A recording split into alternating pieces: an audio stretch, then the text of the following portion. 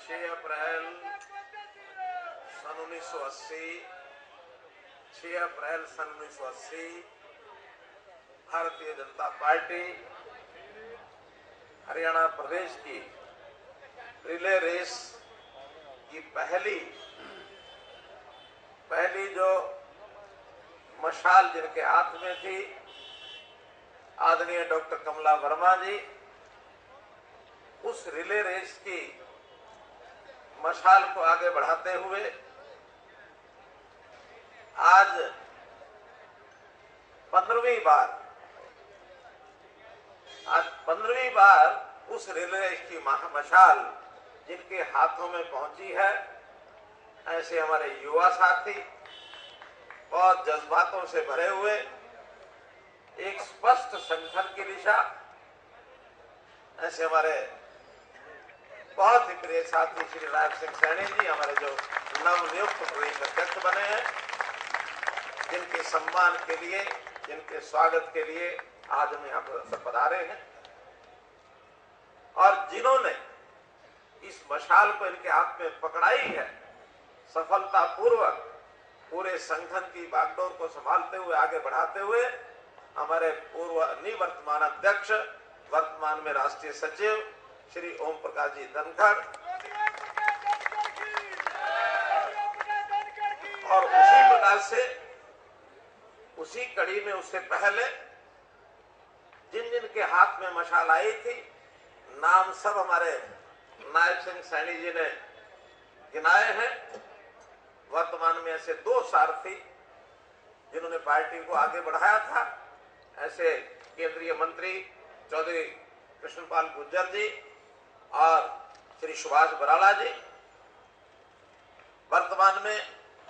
आज संदेश हमको प्रोफेसर रामविलास शर्मा जी का मिला के मैं आ तो नहीं सकता हूं, लेकिन मेरी ओर से भी नए नवनियुक्त अध्यक्ष उनका स्वागत भी कर रहा है और सब कार्यकर्ताओं को भी शुभकामना देनी है।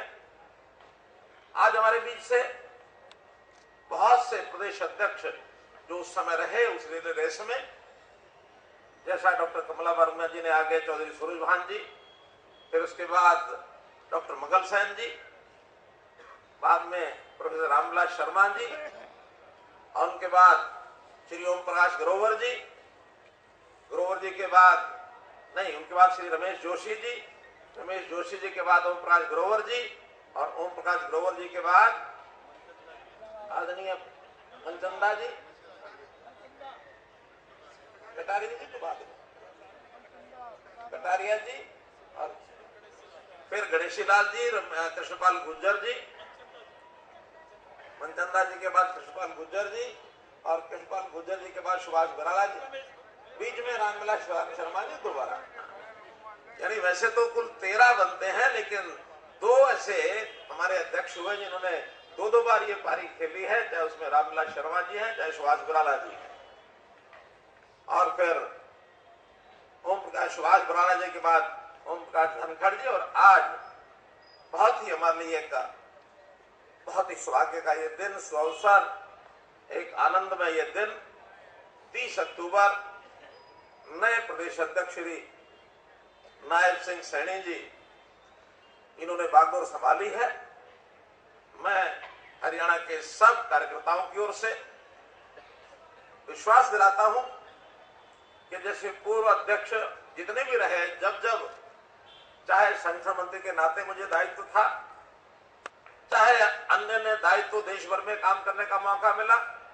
अथवा मुख्यमंत्री के नाते सभी अध्यक्षों को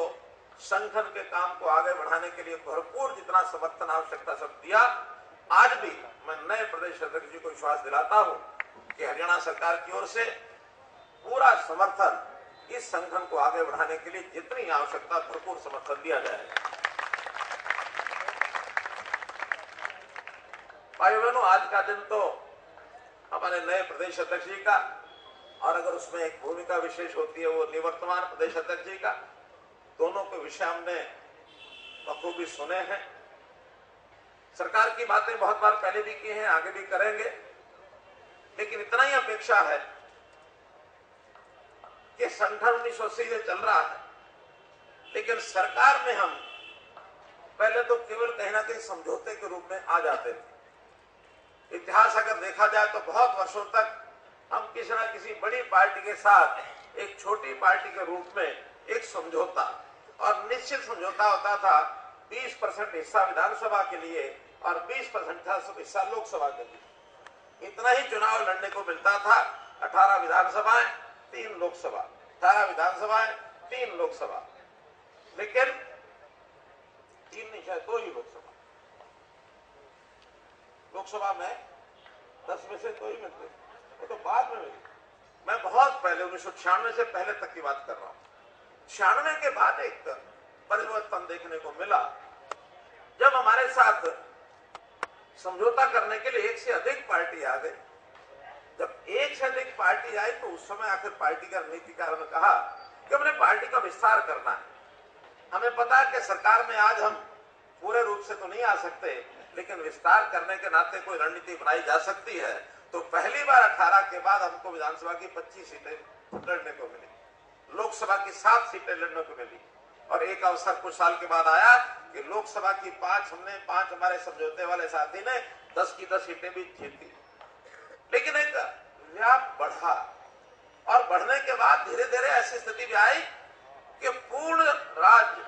भारतीय जनता पार्टी का कैसा बने, इस ओर सबकी भूमिका रही। उस भूमिका की चर्चा पहले हमारे दोनों वक्ता, तीनों वक्ता कर चुके हैं। मुझे तो इतना ही अब कहना है कि इस सारे विषय में जहां नायब सिंह जी हम सब कार्यकर्ताओं को साथ लेके चलेंगे जैसा उन्होंने कहा, वहां ओम प्रकाश जी धनखड़ का जो योगदान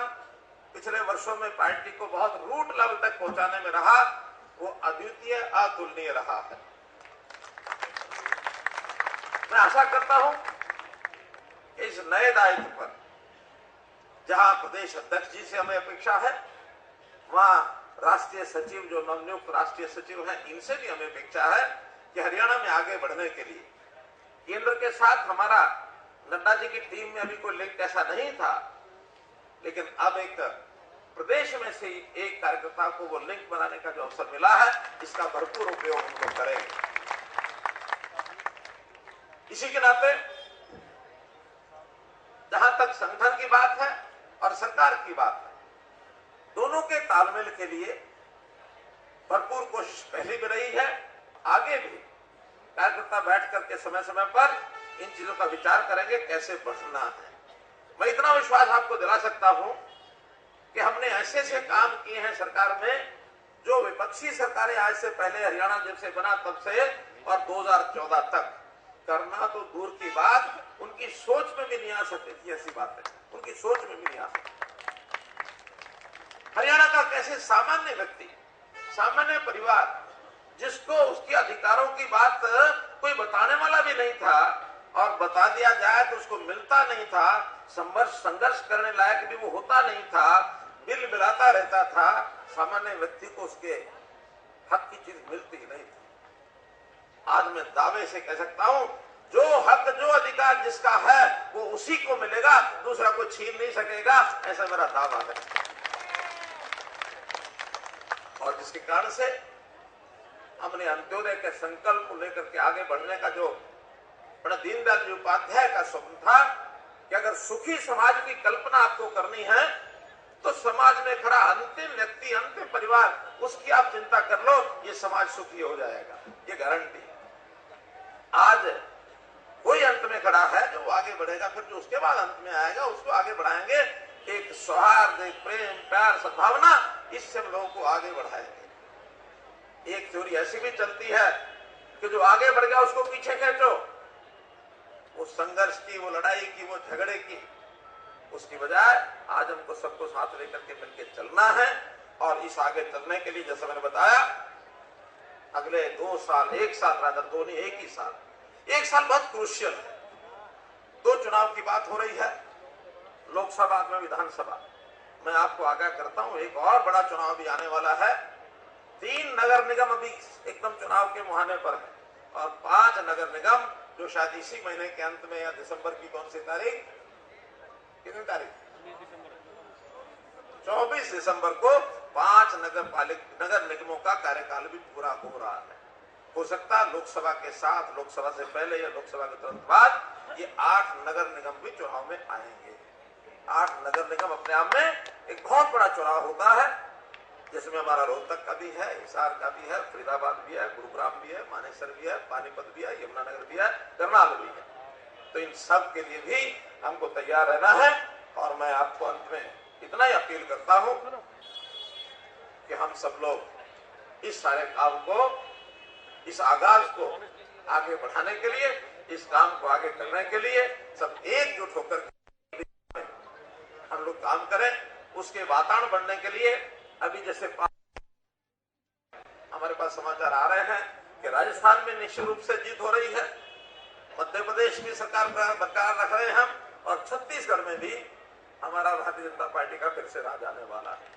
अगर इन 5 में से 3 राज्य ही आते हैं, 2 का मुझे मालूम नहीं, तेलंगाना की स्थिति क्या है और मिजोरम की क्या है, लेकिन 3 राज्यों में